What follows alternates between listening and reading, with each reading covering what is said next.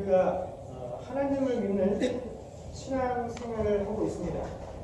근데 우리가 하나님을 믿는 신앙생활을 한다 하면서도 하나님께서 우리에게 말씀하시는 것과 하나님께서 우리에게 말씀하신 그 내용을 우리가 그대로 이해하는 데에는 창조주와 피조물이라는 이 사이에 우리가 절대로 넘어갈 수 없는 큰 간격이 존재하는 것이 사실입니다.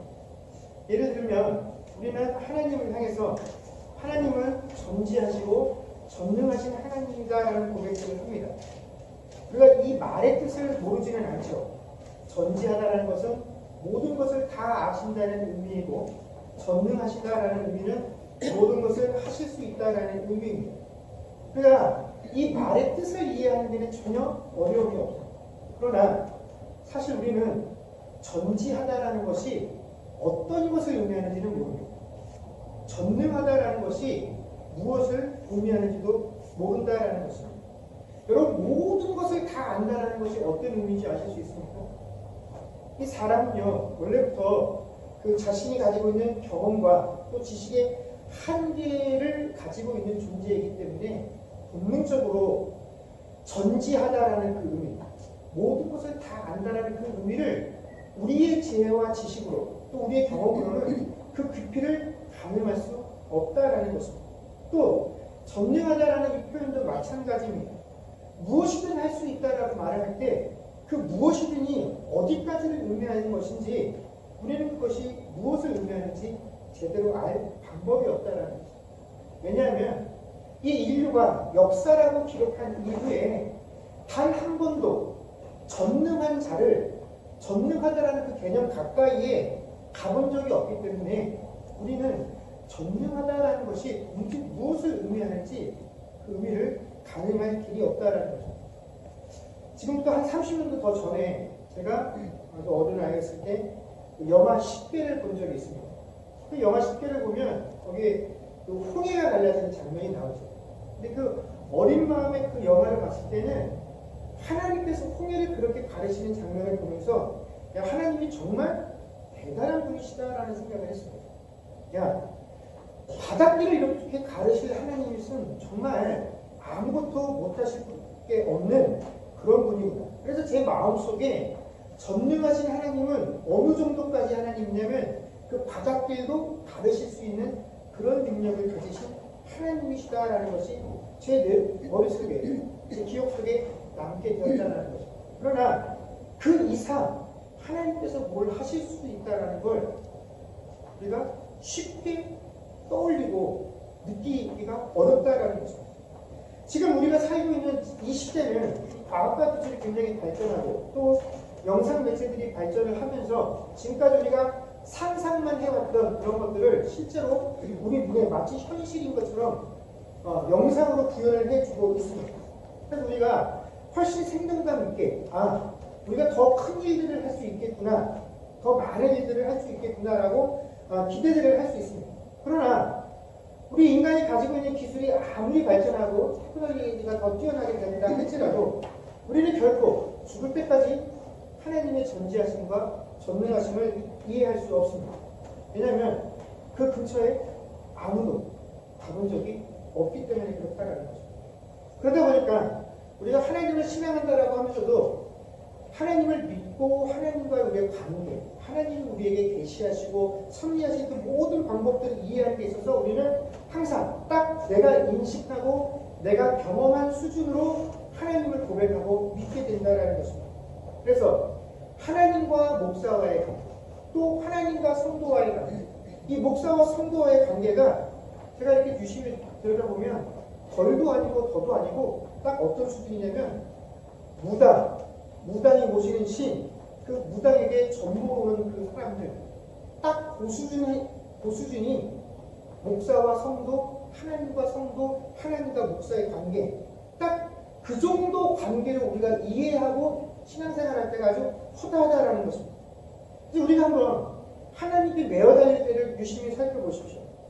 우리는 대부분 하나님께 간절하게 매달릴 때가 어느 순간이냐면 나에게 어떻게 라는 문제가 당면하게 되었을 때 하나님에게 매달리게 된다는 거죠. 하나님, 어떻게 해야 내가 이 문제를 해결할 수 있습니까? 하나님, 내가 어떻게 해야 이 고통에서 벗어날 수 있습니까? 늘 하나님께 어떻게 해야 할지를 가르쳐 달라고 늘 간구하고 소망을 합니다. 늘 우리가 원하는 것들은 이 어떻게 방법론의 문제들과 항상 관련이 있다라는 것입니다. 그러나 하나님께서 우리에게 원하시는 신앙의 본질은 어떻게 해야 하는지에 대한 이 방법론에 관한 문제가 아니라 나는 누구인가? 너는 누구인가? 하나님 앞에 나의 본질은 무엇인가 하는 바로 이 상태론. 이 상태론이 우리 신앙의 본질인데 우리는 항상 하나님 앞에 어떻게 해야 합니까? 라고 하는 이 방법론을 가지고 신앙을 하기 때문에 하나님께서 우리에게 아무리 하나님의 뜻을 전해도 우리는 어떤 식으로만 받아들입니까? 어떻게 해야 한다라는 것이 아니면 하나님께서 우리에게 아무리 말씀을 하셔도 도무지 그것이 무엇인지 이해를 하지 못한다라는 것입니다. 여러분 모태 신앙의 경우도 마찬가지지만 특별히 이미 장성한 후에 예수를 믿게 되는 경우들을 또 그분들이 어떻게 예수를 믿게 되는지 그 경우들을 유심히 살펴보게 되면 대부분 다 이 삶 속에서 내가 어떻게 해야 이 어려움 속에서 벗어날 수 있는가 하는 그 문제에 직면하게 되었을 때에 비로소 하나님을 만나게 되는 것은 결코 우연이 아니다라는 것입니다.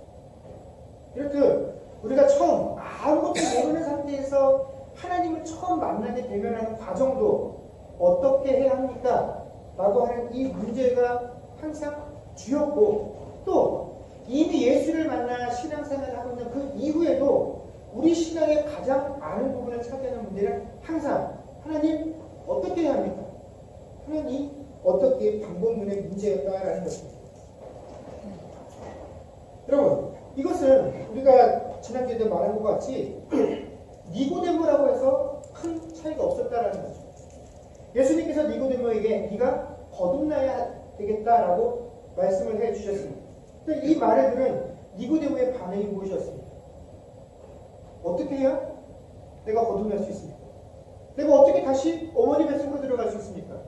그도 역시 방법론의 문제를 예수님께 물어봤다는 거죠. 예수님께서 자신에게 거듭나야 된다라고 말했을 때 거듭난다라는 의미가 무엇입니까? 제가 왜 거듭나야 합니까? 저에게 왜 거듭남이 필요합니까? 라는 것을 구하고 물어보는 것이 아니라 어떻게 해야 됩니까? 내가 다시 어떻게 어머니 뱃속으로 들어갈 수 있습니까? 나는 이미 늙었고 어머니도 없습니다.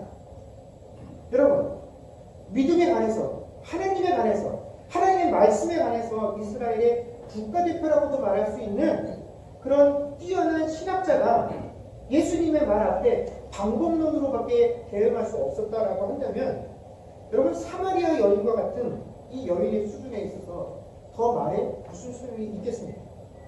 이 여인도 예수님께서 내가 어떠한 존재인지 지금 네 앞에 서 있는 내가 너에게 어떠한 의미가 있는지 네가 나에게 제대로 알았다라고 한다면 오히려 네가 나에게 뭔가를 구했을 텐데 라고 친절하게 자신을 설명해 주셨을 때 이 여인도 뭐라고 얘기를 합니다. 도대체 그 의미가 무엇입니까? 라고 물어보는 것이 아니라 무슨 말씀이십니까? 당신은 나에게 물 떠줄 그릇도 없고 이 우물은 깊은데 어떻게 당신이 나에게 물을 주시겠다는 것입니다. 이 여인의 반응 역시 뭡니까? 어떻게? 무슨 방법으로 당신이 나에게 그 문제를 해결해 주겠느냐를 하는 것이었습니다. 그래서 그는 점잖게 예수님의 제안을 거절합니다. 물론 이미 그곳에 그 여인에게 필요한 물을 공급해주는 충분한 야곱의 우물이 있었기 때문이기도 하죠. 여러분 이 우물은 그 지역에서 오랜 시간 동안 있으면서 긴 역사의 흐름 시간 동안 수많은 사람들에게 사람과 동물을 가리지 않고 물을 필요로 하는 자들에게 물을 공급해 왔습니다. 이 여인 역시 이곳에 살면서 이 우물을 통해서 자신에게 필요한 물을 공급받고 아무런 불편함이 없었기 때문에 새로운 곳에서 굳이 물을 얻어야 되겠다라는 필요성조차 느끼지 못하는 상황이었습니다.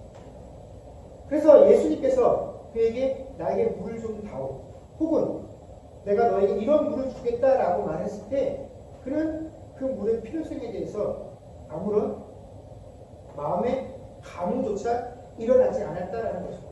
오히려 예수님께서 자신에게 하는 그 제안들이 번거롭고 귀찮기만 할 뿐이었죠. 그래서 아무 반응도 하지 못했다라는 것입니다. 그러자 예수님께서 그 여인에게 또 한 가지를 이야기해 주시죠. 자, 네가 그렇게 기대하고 소망하는 이 우물, 그래. 근데 이 우물에서 물을 떠 마시는 자는 다시 목마르게 될 것이다.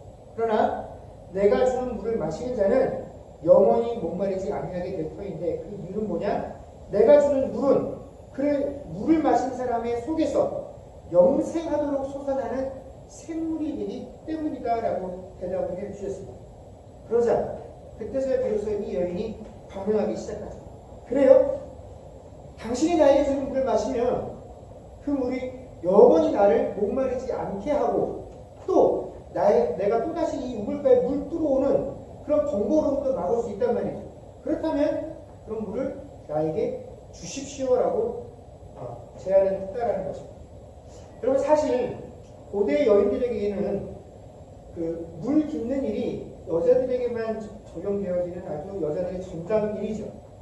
그렇기 때문에 여자들이 물을 길러 왔을 때 전혀 모르는 사람이 거기 서서 물 한 바가지만 주십시오 하는 일이 사실은 굉장히 번거롭고 귀찮은 일이다라는 것입니다. 그래서 아브라함의 부탁을 받아서 그 아들 이삭의 아내감을 찾으러 갔던 종은 어떠한 제안을 합니까? 마음속으로. 내가 우물가에 서서 오는 여인에게 물을 달라고 좀 부탁을 했어요. 그 여인이 나에게뿐만 아니라 어디에게까지요? 짐승에게까지 물을 주겠다라고 하면 그 여인이 하나님께서 예비해 놓으신 자인 줄 알겠습니다라고 스스로 마음속에 제안을 가졌던 것은 그만큼 우물가에서 물 한 바가지 나눠주는 일이 결코 여인들에게 쉬운 일이 아니었기 때문에 그렇다라는 것입니다.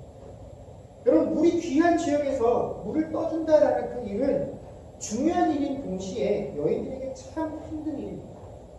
하루에 그 집안의 식구들에게 필요한 물의 양은 정해져 있습니다.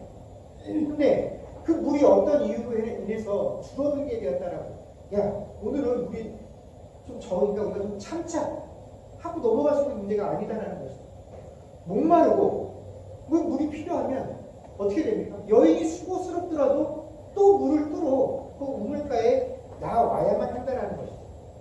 더군다나 이 여인에게는 한 가지 핸디캡이 있었습니다.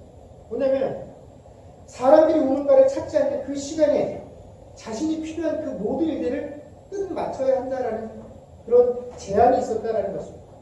이 여인에게는 물을 뜨기 위해서는 꼭 정오 시간에 우물가에 와서 이 일을 행해야만 하는 이유가 있었는데, 예수님의 말씀을 쭉 들어보니까 내가 이제 이렇게 영원히 내 안에서 솟아나는 물을 가질 수 있다라고 한다면 사람들 눈치를 보면서 내가 번거롭게 물 뜨고 다니는 일을 하지 않아도 될 수 있겠구나 라고 생각을 했기 때문에 예수님께서 그 물을 주겠다라고 했을 때 그 물을 내게 주십시오라고 반갑게 맞아들인 것입니다.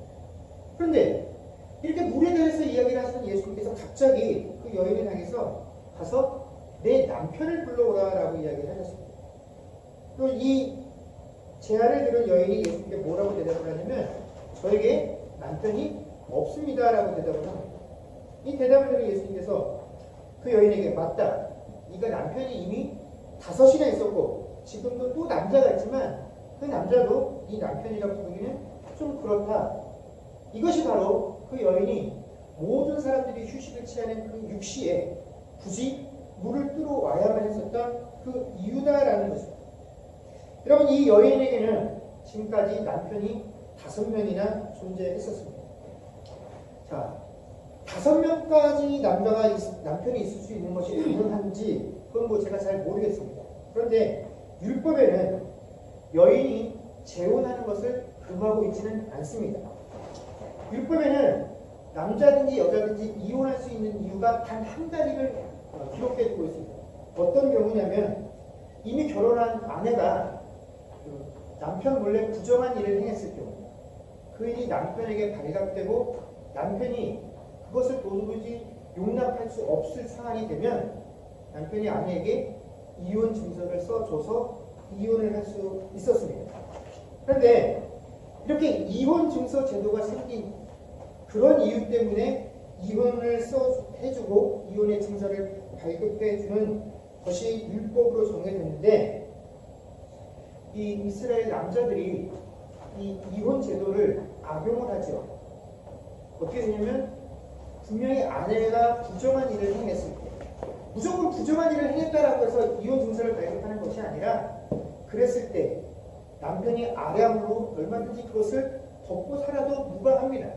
그런데 남자가 그것이 마음에 도무지 걸려서 도저히 살 수 없다라고 느끼면 그때는 이혼 증서를 써주고 이혼을 하라는 것입니다.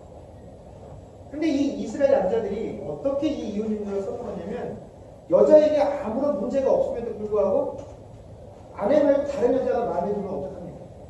자기 아내가 부정한 짓을 했다라고 해서 이혼 증서를 써서 발급해버리면 이 여인은 어디 가서 호소할 수도 없고 그냥 이혼을 당해야만 한다는 것입니다.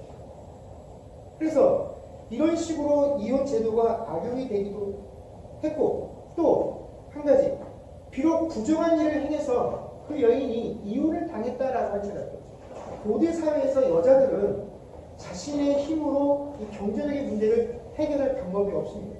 그렇기 때문에 하나님께서는 그 여인이 비록 부정한 일을 행해서 이혼을 당했다라고 할지라도 그 여인이 먹고 사는 문제를 해결할 수 있도록 어떤 일을 열어주신 것입니까? 새로운 남편을 만나서 그 문제를 해결할 수 있도록 이것이 결코 나쁜 것이 아니다라고 하나님의 율법으로 정해서 여인의 생명을 보존할 수 있도록 해주셨다라는 것입니다. 그러나 이렇게 해서 하나님께서 이혼도 또 재혼을 하는 것도 허락해 주셨다라고 할지라도 이혼을 당할 수 있는 이유가 단 한 가지 여자가 부정한 짓을 행했기 때문에 라는 것을 우리가 감안한다라고 한다면 여러분 이 여인이 이미 5명의 남자를 만났다 이혼을 당했다라는 것은 이 여인에게는 아주 치명적인 약점이다라는 거죠. 더군다나 이 사마리아인들은 바로 이 율법이 대부분 기록되어 있는 모세 오경만이 하나님의 유일한 말씀이라고 믿고 있었던 민족이 이 사마리아 족속이었기 때문에 그 사마리아인들 안에서 이 여인의 위치는 굉장히 어렵고 힘듭니다. 죄인 중에 죄인 취급을 받는 것이 현재 이 여인의 상황이었다는 것입니다. 여인이 내가 자꾸 남편을 새로 만나서 재혼을 한다라는 것이 결국에 나한테 이런 부담감이 될 수도 있다라는 것을 모를 리 없었겠죠. 그러나 그런 모든 사실을 알고 있음에도 불구하고 현실적인 요건입니다. 여자 혼자 힘으로는 자기 한 사람 입에 풀칠하는 것도 힘든 것이 현실적인 상황이었기 때문에 이 여인은 자신의 안전과 평안을 위해서 또다시 남자를 만나고 또다시 남자를 만나서 그 남자에게 자신의 안위와 자신의 평안을 기대하고 의존할 수밖에 없었다라는 것입니다. 근데 문제는 이 여인이 자신의 삶과 생명을 한 남자에게 의지하고 그 남자를 통해서 보호받고 평안을 얻기를 원했으나 그렇게 해서 여인이 선택했었던 그 모든 남자들 중에 단 한 남자도 이 여인이 바랬던 그 조그만 기대와 소망을 충족시켜주는 자가 없었다는 것입니다. 이 여인은 그저 자신이 보호받고 이 땅을 살아가는 것 동안에 평안함을 느끼고 싶었던 것 뿐인데 그것들을 행하면 행할수록 어떻게 됐습니까? 율법이 자신을 정죄하는 그런 율법을 범하는 죄인을 만들 뿐이었다라는 것입니다. 자신이 무언가를 행하면 할수록 야 이렇게 하면 내가 평안할 수 있겠어. 이렇게 하면 내가 보호받을 수 있겠어. 그 스스로 내 평안과 나를 보호할 수 있는 방법이라고 여기서 선택했던 그 모든 것들이 자신을 점점 무엇으로 만들 뿐이었습니까? 율법이 정한 죄인으로 만들 뿐이었다라는 것입니다. 그가 행한 모든 노력과 열심들이 다 허사가 되었다라는 것입니다. 예수님께서 이 여인을 향해서 네 남편을 불러오라고 말씀하신 것은 바로 그런 여인의 현재 상태, 그 여인이 처한 상황을, 그 실상을 제대로 바라보게 하시기 위한 질문이 바로 내 남편을 불러오라고 하신 그 말씀의 의도였다라는 것입니다. 여인아, 네가 지금까지 살면서 너 스스로 네 평안과 네 안전을 위해서 선택했었던 그 어떠한 방법도 네가 원하는 것을 허락해주지 못했구나. 그렇지 않냐? 이 질문 하나를 통해서 그 여인이 내가 지금까지 살아오면서 애썼던 그 모든 것들이 내 삶에 아무런 도움이 되지 못하고 허사였다라는 것을 이 여인이 깨달을 수 있도록 하시기 위한 질문이 바로 내 남편을 불러오라라는 질문이었다라는 것입니다.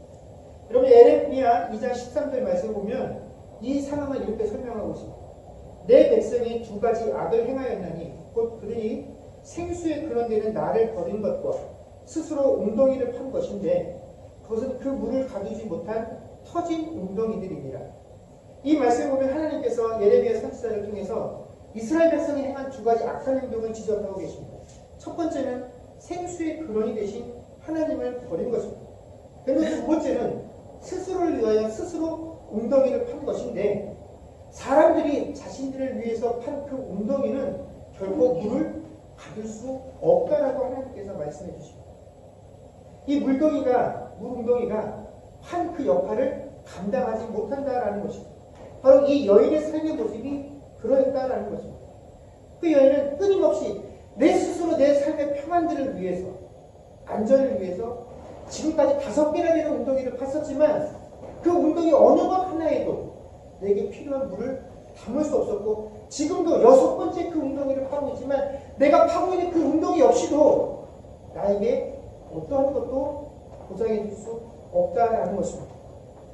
오늘 예수님께서는 요한복음 7장 37절에서 38절의 말씀을 통해서 오늘 본문 13절과 14절의 말씀이 어떤 의미인지 이렇게 설명해 주고 계십니다. 명절 끝날 곧 첫날에 예수께서 서서 외쳐 이르시되 누구든지 목마르거든 내게로 와서 마시라. 나를 믿는 자는 성령의 이름과 같이 그 배에서 생수의 강이 흘러나오리라 하시니. 아멘. 주님께서 우리에게 주시는 물을 마신다라는 그 의미가 어떤 것이냐면 주를 믿는 것이다라고 설명을 해주고 계십니다. 그리고 주를 믿는 자들에게는 성령이 임하셔서 그 성령이 우리 안에 항상 내주하시며 그 안에서 생수의 강이 흘러나오도록 하신다라고 말씀해 주고 계십니다. 그런데 예수님께서 우리에게 약속하셨던 이 말씀들이 실제로 우리의 삶에서 가능하기 위해서는 한 가지 조건이 있습니다. 그 조건이 뭐냐면 물을 마실 수 있는 자격에 대한 조건이 아니라 이런 겁니다. 굉장히 평범하지만 중요한 진리와 조건이 있는데 뭐냐면 목마르거든 내게로 와서 마시라라는 것입니다. 굉장히 당연한 것 같지만 여러분 목마른 사람만이 어떻게 한다는 것입니까? 물을 마셔야 되겠다라는 욕구를 가지고 물을 마시러 그 앞으로 나아온다라는 것입니다. 근데 우리가 이 말씀을 이 목마르거든 내게로 와서 마시라 라고 말씀하셨다고 해서 이 의미를 마치 사람이 스스로 깨우쳐서 자신의 영혼의 가랑을 깨닫고 하나님을 찾는 것이다 라고 오해들을 하지만 우리가 지난주에도 살폈듯이 우리 중에 누구도 스스로 깨우쳐서 주님 앞에 나오는 사람은 없다라는 것입니다. 이것은 어떤 의미냐면 서론에서 우리가 말한 것처럼 하나님께서 우리에게 말씀하시는 것과 하나님께서 모든 사람에게 해주신 똑같은 그 말씀이 우리에게 와서 부딪힐 때 하나님의 말씀과 우리 마음속에 부딪힐 때는 항상 간격이 존재한다는 것입니다. 하나님이 말씀하시는 그 본질에 관한 상태, 그러나 우리는 그 모든 말씀을 본질에 관한 문제로 받아들이는 것이 아니라 항상 방법론으로 생각을 하기 때문에 하나님께서 우리에게 해주신 말씀이 말씀 그대로의 의미로 우리에게 와서 잘 닿지를 않는다라는 것입니다. 그래서 우리가 끊임없이 하나님 말씀을 들어도 그 말씀을 우리 방법대로 해석하고 그 내가 해석한 방법을 따라 신앙생활을 하게 된다는 것이죠. 근데 그 하나님께서 해주신 말씀과 우리가 그 말씀을 받아들이는 사이에 존재하는 그 간격을 채워주는 것이 뭐냐면 바로 복음이다라는 것입니다. 이 복음의 역할은 뭐냐면 이 복음이 전파되어서 우리가 복음을 듣게 되면 오늘 우리 말씀 가운데 선포되어진 본문 말씀 속에는 14절이 그 복음의 내용에 해당되어지는 것이죠. 그 말씀이 우리 안에 들어오셔서 영원토록 내주하시며 우리에게서 영원히 솟아나는 샘물이 되게 하시는 이것이 바로 복음의 내용이다라는 것입니다. 결국 이 복음의 내용들은 뭐냐면 예수 그리스도만이 우리가 가지고 있는 모든 가라, 이것이 영적인 문제였던 육신적인 삶의 문제였던 그 모든 가람의 해결 방법이 되실 수 있는 분은 오직 예수 그리스도 한 분뿐이시다라는 사실을 우리가 깨닫고 알게 되어지는 그 역할은 무엇이냐면 바로 복음이 하게 된다는 것입니다. 그 복음이 우리 안에 들어와서 활동할 때라야 우리는 하나님께서 우리에게 주신 그 말씀을 그나마 제대로 이해할 수 있고 깨달을 수 있게 된다는 것입니다. 우리는 항상 하나님께서 우리에게 주신 그 말씀에 대해서 이것들을 어떻게 해결해야 합니까? 라고 하는 이 방법론의 문제들을 가지고 이 세상을 살아가게 됩니다. 그래서 우리의 삶 속에서 해결되지 못한, 그래서 해결해야만 되는 그 문제들을 해결하는 그 방법들을 찾기 위해서 우리의 삶들을 허비하고 있습니다.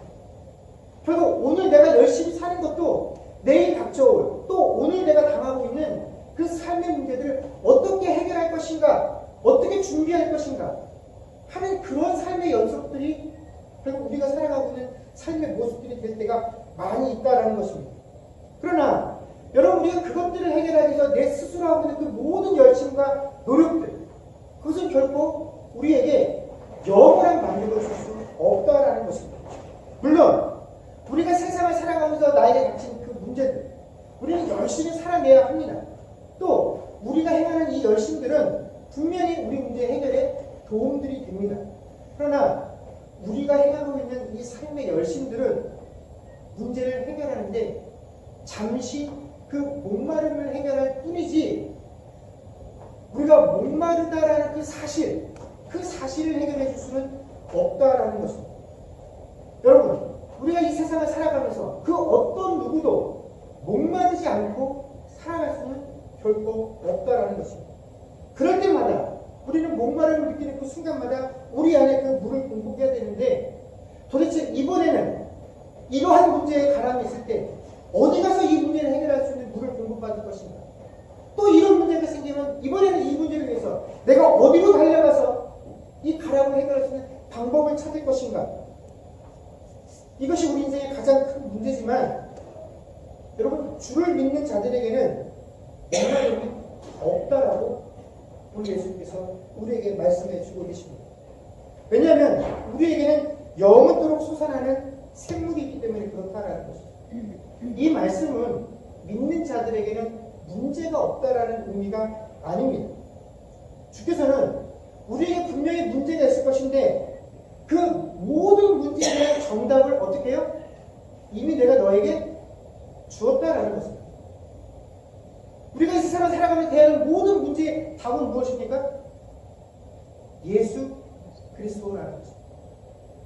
내가 이 답을 너에게 이미 주었기 때문에 어떠한 문제가 너의 삶에 가람으로 오게 될지라도 이 가람을 어디서 해결해야 될 것인가 찾기 위해서 분주할 필요가 없다라는 것입니다. 이 가람을 해결할 수 있는 그 영원히 쏟아나는 선물이 이미 너희에게 존재하고 있다라는 그 의미입니다. 여러분, 우리가 이 세상을 살면서 우리는 끊임없이 아직도 불안한 미래와 또 지금 내 앞에 현실로 닥쳐있는 그 문제들을 어떻게 해결할 수 있는가에 대한 답을 찾고 있을 줄로 믿습니다. 지금 이 순간에도 그러한 문제들로 인해서 고민하고 의심하는 여러분들이 있다면 오늘 이 자리에서 이 말씀을 통해서 그 문제에 대한 답을 찾으실 수 있는 여러분들이 될 수 있기를 주의 이름으로 간절히 축원합니다. 여러분, 그 답이 무엇입니까? 예수 그리스도입니다. 여러분, 우리가 그 문제에 대한 답을 갖고 있다라고 한다면 우리가 세상의 방법들로 이 문제를 풀려고 하면 그 문제가 풀어졌을 때 문제가 풀어진 것에 대한 위로가 우리의 삶에 있을 수 있습니다. 그러나 여러분, 예수 그리스도라는 그 답을 우리가 가지고 이 세상을 살아가게 되면 여러분, 어떠한 문제가 닥쳐도 흔들리지 아니하는 담대함들이 우리 삶의 위로가 됩니다. 바로 그 예수 그리스도를 우리 인생의 답으로 삼아 우리에게 주어진 모든 상황 가운데 승리하며 살아갈 수 있는 저와 여러분들이 되어줄 수 있기를 주의 이름으로 간절히 축원합니다. 아멘.